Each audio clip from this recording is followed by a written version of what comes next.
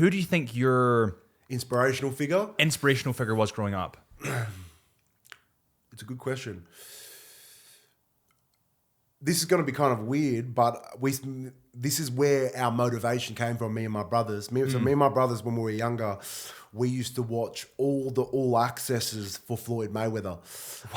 Okay. And so basically, they still do them now, but they're not as good. Showtime used to do this thing where they used to follow the boxer 24/7. And they used to follow him for the 7 days leading up to the fight.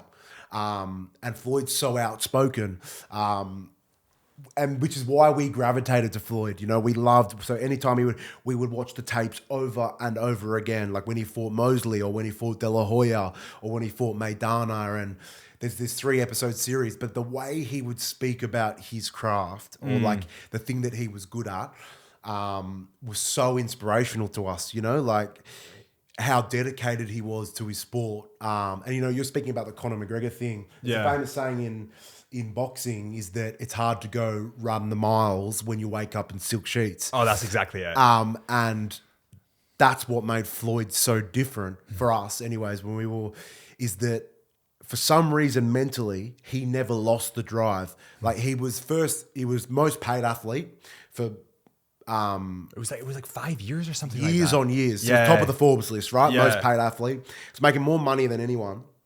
He was undefeated. No one could beat him. But he never lost his... And all the yarns that would come up out about him about how he would run home from nightclubs because he doesn't drink or smoke. He would run home from nightclubs in his jeans, just getting miles in. You know what I mean? The chafe that you must have got would be terrible. Think about it, bro. And like his weird working out hours, you know, like he would go work out. And there's a lot of bad things that Floyd did as well that I'm not saying I condone. He's not perfect. He's not perfect, but the one thing that he never ever compromised was the work. He's disciplined. You know? He's so disciplined. And like to do that, like if you really look at Floyd's career, he has fought 51 times if you count, you know, McGregor, a couple of the last ones that were questionable. Every time you step into the ring, you risk getting knocked out by one punch. That punch has never landed on Floyd Mayweather. He's never been to the canvas. So like the amount of discipline that needs to be shown, you know what I mean? He's beaten more world champions than anyone. The amount of discipline, and not only that, but like the consistency of it, you know what I mean? To keep stacking up, I'm 42-0, I'm not losing my discipline. Oh, I own like all these houses and all these fancy cars, I won't skip the work, you know? And you can't really look back in history as an athlete that's done that, you know? Maybe LeBron James now is a good one, but you know, even your Michael Jordans and stuff like that, they all had times in their career where they were down. You know what I mean? Yeah.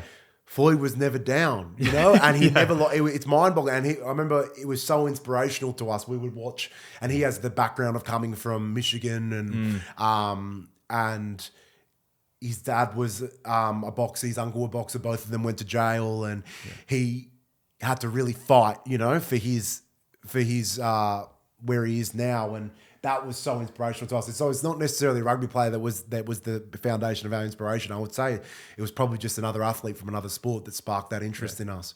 He was so smart though in what he did because he knew if people hated him, they'd watch him. Exactly. So like he knew and his quotes, bro. I just love his quote. I saw one the other day popped up again. It was like he was like, do you just fight for money? And then he was like, why do you just fight for money? And he was like, why not?